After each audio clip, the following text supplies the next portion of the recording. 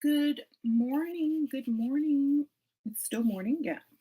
Good morning, everyone. We are here today, and I'm going to be discussing old books. So, before I start, please hit the like button. And if you are new, definitely subscribe so that you can um, see me again. Anyway, I know y'all gonna subscribe. I'm not worried about that. So let's get started, shall we? Well, first I'm going to be pouring a cup of tea that I have prepared. So let me go ahead and do that while everyone gets in here and hits that like button, like I know y'all are. Y'all hit that like button. So, oh, you know what? I need to put a strainer on my tea because I'm having loose tea today, and I don't want all those little bits in my tea. So I'm just gonna go ahead and pour for y'all. Get in here and hit my like button so that I know y'all like when I come live on here. Y'all hit that like button while I get my tea together. Y'all like my little tea towel? Isn't it cute? It has teapots and stuff on it, and I just use it to kind of clean up my little spills, or pick something up like with the teapot when it's too hot. It's cute. I forgot where I got it, but probably somewhere like Ross or TJ Maxx or Marshalls or one of them little places like that. Could be Tuesday Morning too. One of those little shops. Anyway, so everybody here, how's everybody? Sprinkle, sprinkle. All right. Okay, so y'all are here today. Let me get my tea together. I'm having a medley. I have rose, lavender, chamomile, black tea, and I'm sure there's some other stuff in there as well. And it smells so good. It smells like so floral and perfumey. So I love drinking and smelling tea that tastes and smells like flowers and sweetness. So let me get my little sip. Okay, so we're going to be talking about how old books are charming and magical. To me, anyway. I don't know about y'all, but. So here's a stack of some old books that I've acquired over the last few years from thrift stores, antique shops, and things like that. I have more, but those books are actually upstairs in my office, and I did not go and get them. But I have more that I also ordered online from different stores and people selling books. I like collecting older books. So I found this one recently, and it is The Quail Robert. And I don't know why, but I wanted it.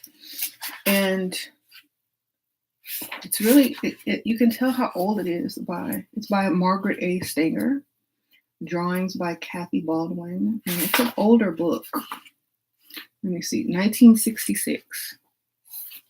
So I haven't really read this, but it's about someone that finds a quail, and they even illustrate it in there for you.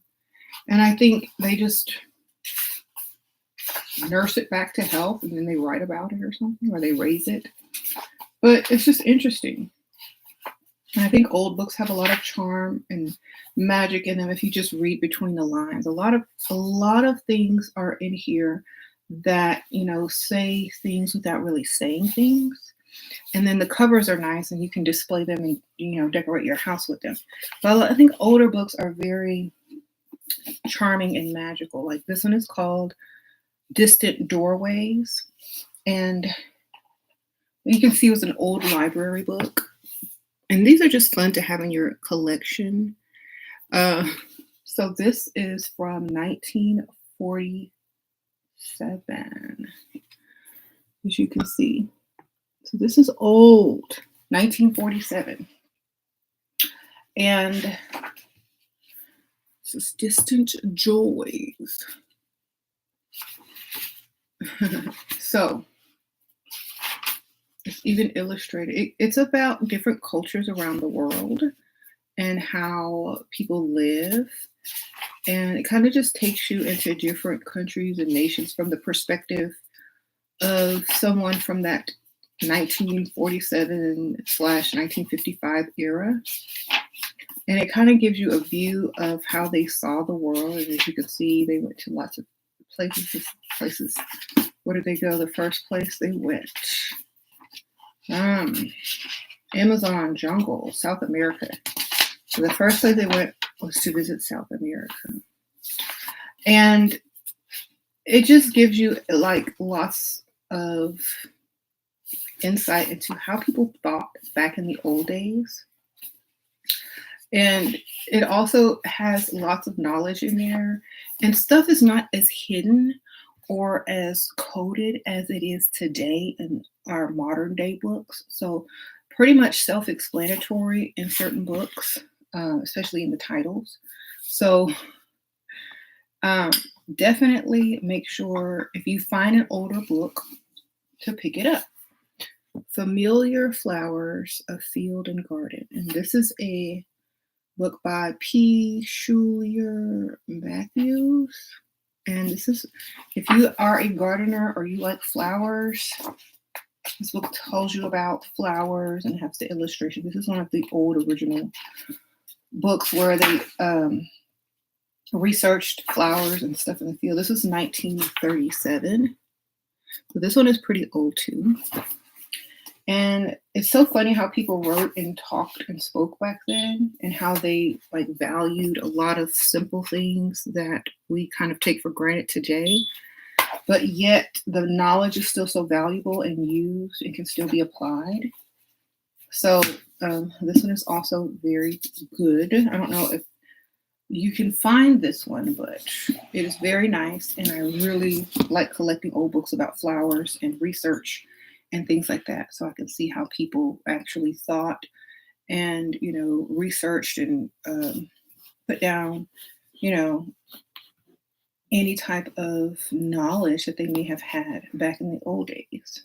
It's like a lot of younger people, they don't get a chance to talk to the older people or they're too busy. And just to see how people thought back then is kind of close, but not quite. And also, y'all, it also just shows you how things were a lot different and more slow, and people took their time to do things more. So there was more, you know, feeling and intent put into a lot of these projects. I mean, the quality is, let alone, is very good. And so you can feel a lot of that energy and that magic that are in these older books when you read them. And it's like almost kind of like going back in time and just sitting there and just absorbing all that knowledge and how things were back then and that ambiance and things like that. So they're very charming to display if you have a little library or bookshelf, and just good to read every once in a while instead of new stuff all the time. Go back and find some older books. They can be found in thrift stores, antique shops everywhere, online. You can get a lot of them online. People sell them in bulk, so you can buy them. And I always like to get the ones that have to do with flowers, quotes, nature, and things like that, because you're going to find a lot of, you know, types of information in there, you know, that has to do with magic, herbs, flowers, dealing with nature and things like that, and how people observed. I also found this one, Botany. And this one is, since somebody's name was in that one. Let's see how old this book actually is. Golden Press, New York. It's a golden science book. Let's see the year. 1970. So this is not super old. This is from the 70s. It's got glossy pages, so that's good. And you have the little color drawings of all the different types of plants. So we're getting more into the modern, more modern age, and how, see the color and all that kind of stuff, and the science and things of it all. Now that there's microscopes handy for everyone. So this one is a good one too, especially if you're learning about all the different phases, cycles, and different things about nature and your plants. They even go into cells and biology and stuff like that. And look, they even teach you how to like grow, plant, and like put string around certain stems. So that's kind of cool. And of course, they go into the dominant and recessive and all that kind of stuff. So this is a little cute little science book that has to do with botany. And I picked this one up in an antique shop. He said knowledge will always be invaluable. Old bookstores are the best. Love your vintage book collection. Thank you. What books are you guys reading? Okay, so I have one more to share, and I don't know how old this one is. Probably not super old, but I grabbed it and let me see how old this one is. Some of this stuff, 1904. What? Hold on. This is probably just a reprint, unless I'm looking at this wrong. Hold on. 1904. Okay, well, I'm sure this is rebound. This is not that old. But the contents of this book is all the way from 1904. It's called Dictionary of Quotations by Bergen Evans. And before you could Google quotes online for your Twitter or Instagram or whatever you're posting these days, there was dictionaries full of quotes that people collected. And so you just look up a word and it'll have a quote about, where the word is in. So let's look up a word. I'm just going to be random.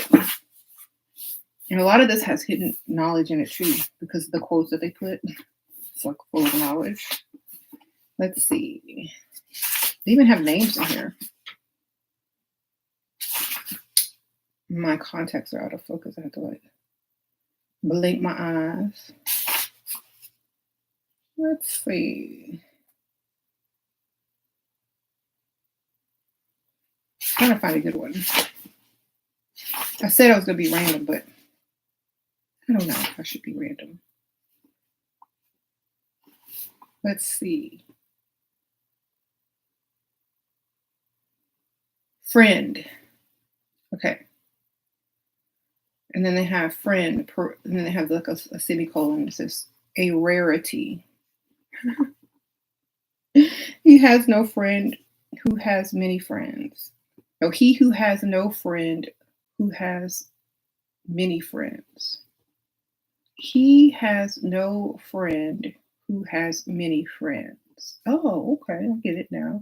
So they're telling you a good friend is rare.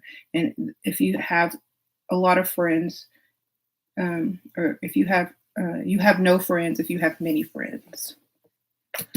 Oh, interesting. So lots of good quotes in there. And these, you can actually pass them down, give them as gifts to someone that, is kind of not, that kind of has everything, something different. Wrap them up in a little cute bow or twine. Give them as a gift, to collectors. And a lot of people just like how they look and when you display them on a bookshelf. I use these to decorate, but I also like to read them too.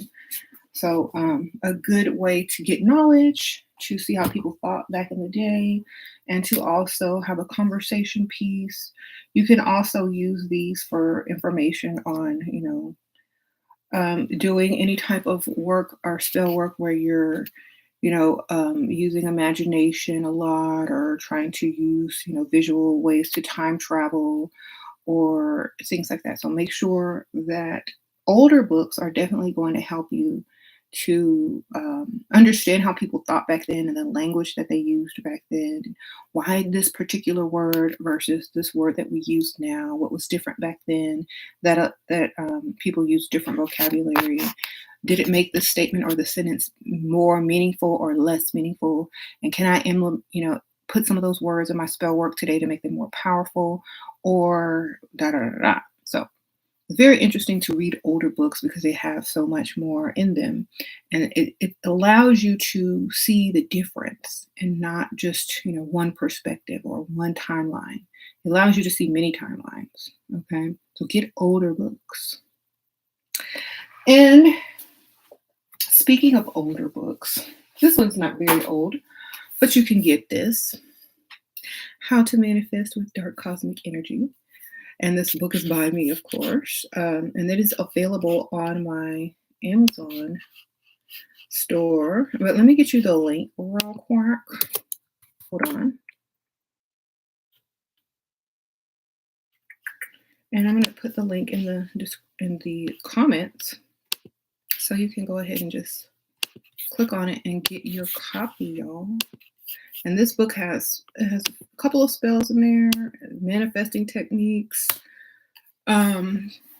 tools, different, pictures, photos in there, different ways to get what you want. It schools you on universal law. For those of you who are trying to learn universal law real quick, it gives you all the information you need, the frequency stuff. So it's basically a very easy book to understand. I put it in large print for y'all blind folks who got to get y'all readers. And it just gives you a lot of ways to do different things and to manifest. There's spells, there's things on crystals in here, tools that you can use. And definitely y'all need to get this book. Transmuting Depression. If anybody has, a lot of people always ask me about depression, and a lot of people need to read that part who feel like they can't get out of, a situation. There's a question answer section in the back. And I think, my little money bowl spell, my little money, I don't know if that's in here. Let me look again because I don't know how to added it in there. I do put a lot of different stuff in here. How to talk to the universe, how to choose your words wisely. A lot of people don't teach that. And they just, get into, oh, well, you need to manifest and do spells and stuff. But I also had to, you also need to know how to choose your words wisely, learning and unlearning. A lot of people don't know how to unlearn stuff. So that tells you about that. A lot of people may find this book like a little bit strange because it is written how I speak, not as someone who sat down to write a book, but it reads like I'm speaking because I know it's easier to understand. So it is very easy to understand. And if you are one of those people that have difficulty understanding like certain topics where it has to do with metaphysics or the esoteric or the occult or, energy work or magic and stuff like that, that book is very self-explanatory. Okay, as you can see. No big words, no, difficulty, no reading between the lines. It just is what it is. And the reason that it's written like that is because a lot of people will buy books and they will sit on shelves because they can't understand it.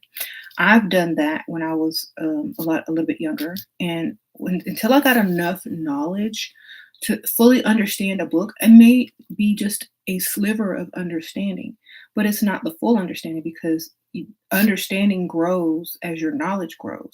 So I wrote it in simple and plain speak so that you know what I'm saying straight up with nothing to interpret unless you choose to. But it's really written in the simplest way. And you said, where can you buy my elixir? It is on the Etsy store. And let me give you that link as well. Hold on, you guys. Let me go find my Etsy shop and start with phase 1, definitely. And work, and the instructions come with it and all the good stuff that you will be probably trying to ask about. Just be patient, read the instructions, and also read the reviews on the Etsy shop and make sure that you know that you're getting a really good product, and make sure that if you have used the elixirs, leave a review. All right. How do you unlearn? Well, get the book and find out. Just kidding. Well, you unlearn a lot of things by not keeping any type of knowledge as 100% truth. All truth is relevant depending on your perspective.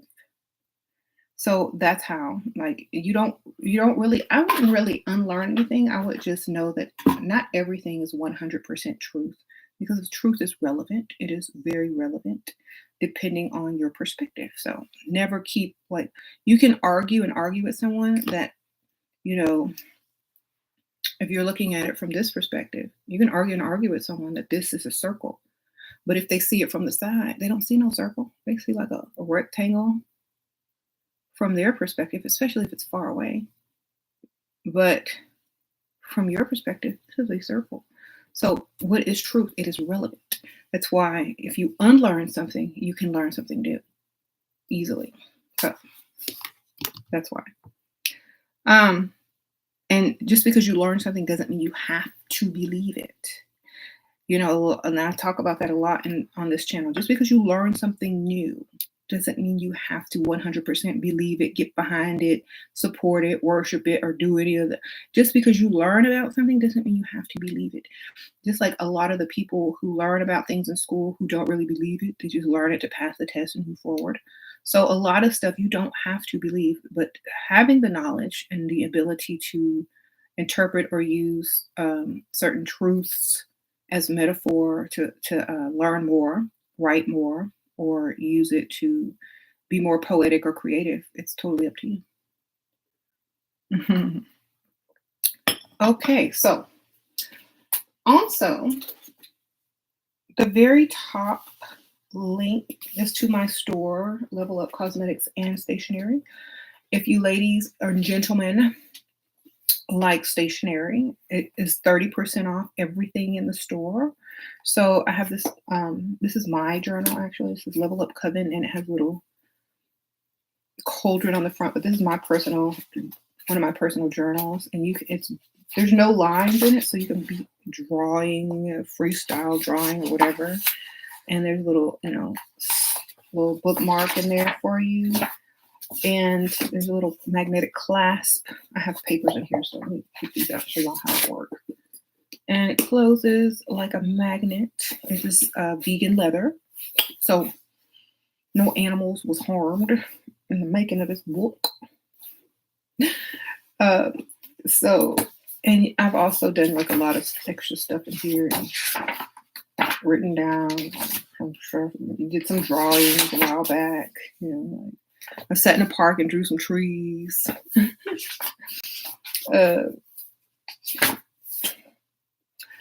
And it was just, something nice to have. And you can even use this as, grimoire, book of shadows, or whatever. Record your spell work. Who cares? Use it for what you want. But 30% off of that is a really good deal.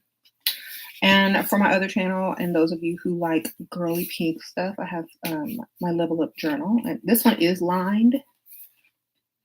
And I have some drawings in there too. So have your cake and eat it too, baby. Yes.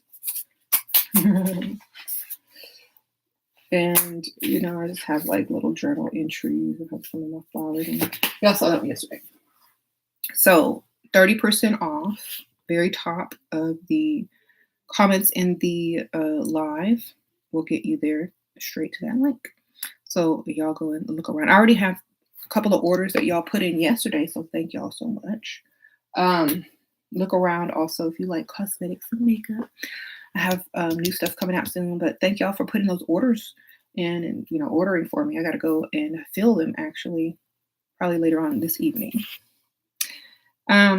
Do y'all have any questions? Do y'all have any old books that you guys have? Tell me about y'all's book collection, and then I'll see if maybe I can find a copy. Old books are always really good presents for people that like nostalgic items or antiques.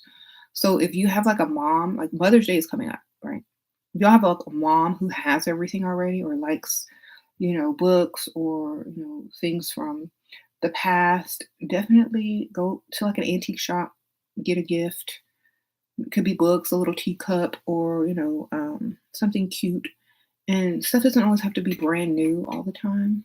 I mean, if you can order it online on Amazon or get it at Target, it's not very impressive and it doesn't show a lot of thought.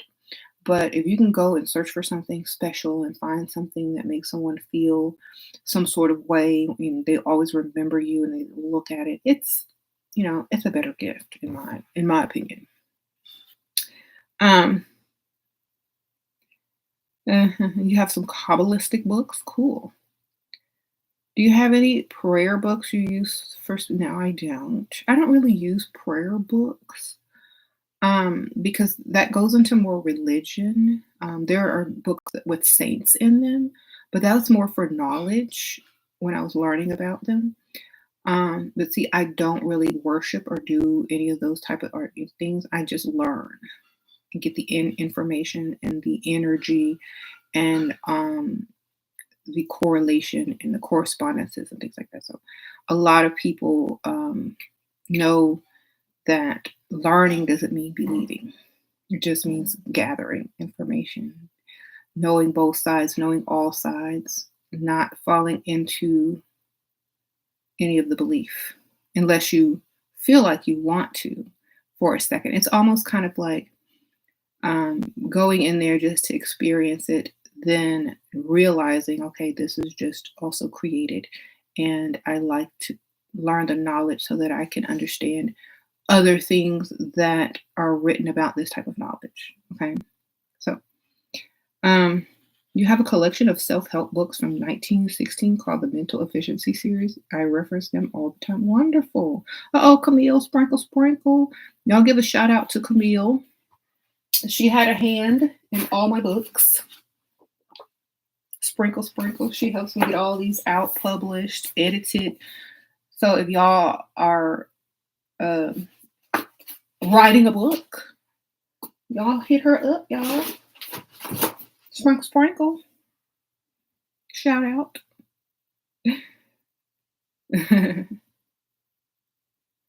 You have a complete collection of Edgar Allan Poe. Wow. I bet that is that old. I bet that's worth a lot of money, huh?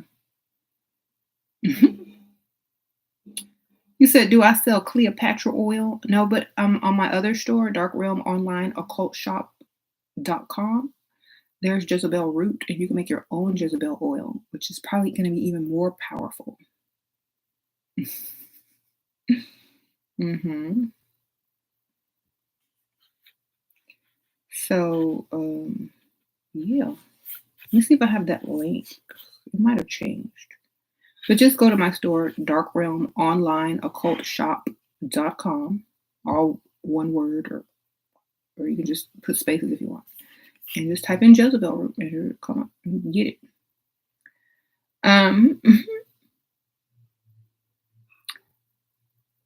So yeah, that's gonna be an interesting. Okay, have you ever read Vedas in the up? I don't have any of that in my collection, but I'm sure I have books that talk about those books in those books. You know what I'm saying? But I don't have any of those books. Um, you got the Ethiopian Enoch book and a few African holistic books. Oh, wow. I've never found an Ethiopian copy of that book, like in a bookstore. I think you can only order it online. Now, I haven't been lucky enough to find any type of book on those levels. It's because I think mostly people buy them when they see them because they know they're worth a lot. And all you find is like books that are kind of common. Those are the rare ones. You can probably find some online. You like home designing books? Yeah. Yeah, I like those too, but not too many of them because I kind of have my own style. And so I don't really go away from it too much. But I like looking at how other people decorate. Um, hmm So older books are going to have more like, and you have to also understand like the reader of this book or the former owner of this book may have really put a lot of their energy in here and have known so much. They were been super smart. They didn't have TVs and phones back then. They just read a lot. So you know that they were super smart. And so you could kind of gather some of their, energy from the older books because they probably spent a lot of time with their books. They probably carried their books with them. If you're waiting around for stuff, you don't have a phone to play games on or to check your Instagram. So these books were probably well loved, well taken care of, and a lot of time were probably spent with these type of books. And people valued books a lot back then, and they just really took care of them. That's why they're in such good condition. This is from ancient Egypt. So anyway, it says how the stars help the people of Egypt. And he's like standing up, pointing out on top of something. But yeah, these books hold a lot of information because back then it was very hard to get published. You can't just go on Amazon these days. I mean, back in those days, you had to actually write, have an editor, all the stuff had to be written. They used typewriters and then press print, and then it had to be approved by a publisher. You had to get a book deal. It was very hard to get published. So the information is here is very much quality with a lot of research and a lot of reference and all those type of things. So you're going to get a higher quality of knowledge as well. Getting older books, and there's more magic, there's more energy, there's more I don't know, they just have a different type of smell, and so it kind of takes you back mentally. You're getting all the five senses, like, unless you please don't taste the book, but besides that one, we're going to count the sixth sense too. So you're just going to feel a lot of more energy than if you just bought something new off the shelf. And a lot of times it helps you get into whatever it is that you are trying to learn about even more. You become more passionate about it even more because you can feel other people's passion behind, these books and things like that, because it's in there. You can feel it. A lot of people know how energy works, and it's absorbed in many objects. When people are speaking around things, it just gets absorbed in it, that energy. So make sure that when you do find your book or a book that you like, make sure to feel all of that before you start even reading it. Sometimes you can even put a book on your altar to say, I really want to, learn what's in this book, even if it's a new book. I really want to learn what's in this book. I really want to know, and understand this book fully, or to the best of my ability with the knowledge that I have now to understand it. And it's going to help your read go smoother and easier. It's going to help the knowledge, be absorbed easier instead of struggling or not making time. It's going to help you make time to read. It's going to do all those things. So I think before ever getting into a really good book or something like that, you should definitely put some, words, put it on your altar, maybe say something over it, put some of your own energy into it, so that when you're reading the book, it also feels right to you.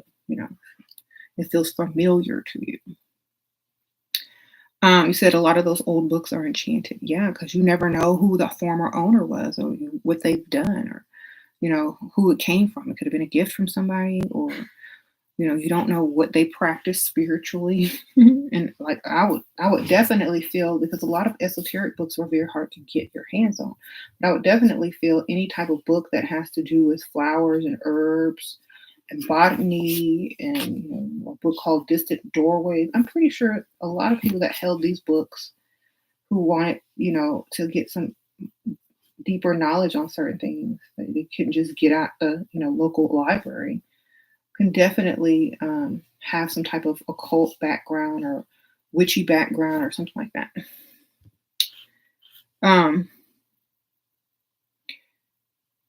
The book was the internet back then. Exactly. Like, you never seen like an educated person walking around back then without like a little satchel or briefcase or a book in their hand. They would, and their conversation was always surrounded by, oh, what book are you reading? Oh, that's interesting. And men would, they would have a newspaper or a book that they would always be reading. And women would always have women with like cross stitch or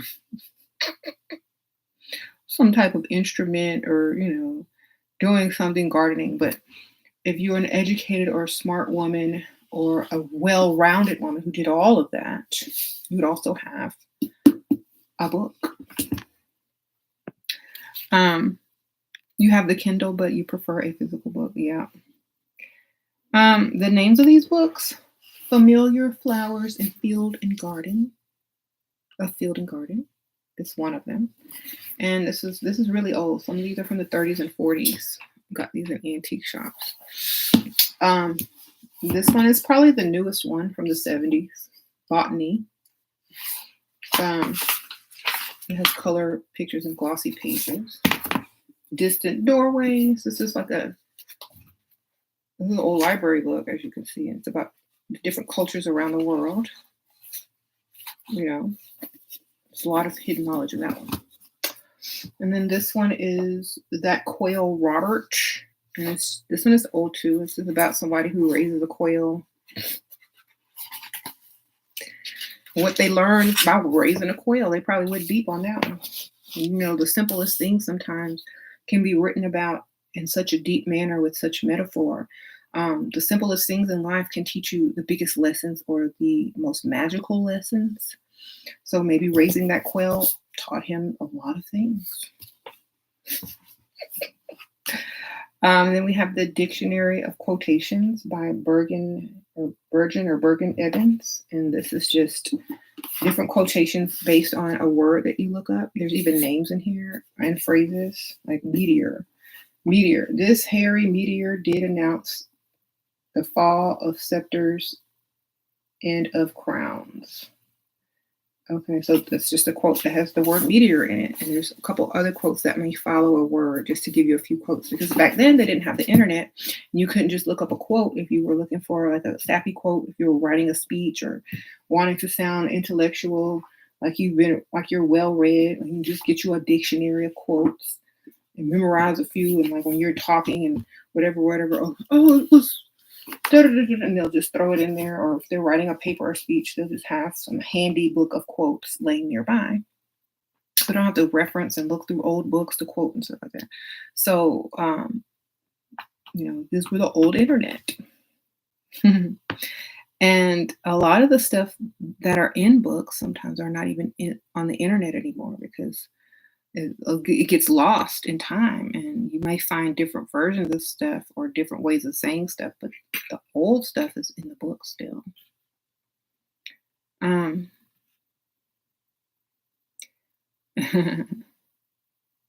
have a collection of old coins. Me too. I have a lot of stuff like that. I have old money, old coins. I got a lot of stuff. I got a lot of old stuff, actually. I like old stuff because it's like, can't find it anywhere else, and there's nothing else like it, and there's just there's just a higher quality to it and a better quality. You say you hear Jane's voice in the background. Yeah, he old too. We got old books, old antique dishes.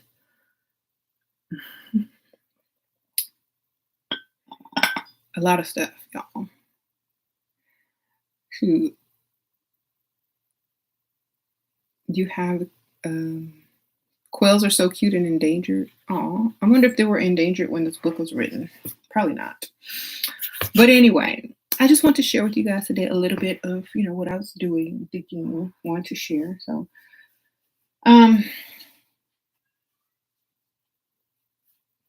if you ever want to feel like you're needing some extra inspiration, back from the old writers and the older generations, and you don't know anyone, let's go pick up an old book. It's very close, and probably as close as you're going to get. A lot of people like to go and find videos or interviews of people that have passed or are very old and knowledgeable. But there's so many people that didn't get interviewed, who had a lot of knowledge, who these people probably quoted and learned from, who wrote books. So, it's kind of like getting the inside information of where they learned everything from, because you'll hear a lot of quotes and a lot of things written by, the famous people. but they read that somewhere, and a lot of those quotes are actually historical and are from older people than that. And so you'll see, you may have a quote and you may have the author or the writer of the quote as someone, but someone else said that way before that. And so you'll be like, oh, okay, so they weren't the original person that said that. There's even another person that said that a longer time ago, So it's when you read, you learn so much more. And then you start to see the person as also a student. And like every master once was a student, and you see that their education and their knowledge or whatever they've learned and picked up from books is exactly where they got it from, you know. And you'll sometimes it helps you to also understand people better because you read what they've read, or um, you have the knowledge that they may have, but they're not simply revealing because they got it from an old book. Okay. You said books are portals into the author's mind. It's also a portal into how they perceive, because books are written from different perspectives as well. And I know a lot of people, whenever they start to write a book, they're like, what perspectives should this be written from? And I never think about that. I just write it. And however it comes out, that's how it come out. Or I'll just put it down or I'll just say it. And however it comes out, it comes out. I feel like that's the best way because our perspectives change. And I feel like also, a lot of old books, they're written in essay style, some of them, unless they're novels. But I feel like a lot of people can change their perspective if they change, maybe a different chapter and things like that. So it's not always going to be from one perspective, even if it's written from a certain perspective. Each chapter, you have the ability to change your perspective. But that's another thing that books teach you. It all does not have to be the same. So I like that. I like that it's easy to see the change. It's easy to see how perspective can totally be seen from two different or more than two different ways. And I also like how older books allow you in the freedom, versus trying to always make you feel like this is the only way. Um, there's so many more writers out there and that have old writers or writers like to collect old books because they don't want to sound like everybody else out there. They want to go back and dig something out maybe that got lost that they can reintroduce back into the literary world. So having old books is good, even if you're new to writing or reading. Get you some old books and you'll definitely see the difference and feel the difference. All right. So thank you all for joining me today. I'm going to go now. And sprinkle, sprinkle. I appreciate you guys. Y'all hit that like button before you leave. And if anyone donated, I appreciate you guys. And don't forget, all the links that I mentioned are definitely in the live comments, and you can definitely click on them. So have fun shopping or browsing or whatever. And I'll see y'all on the next one. Bye.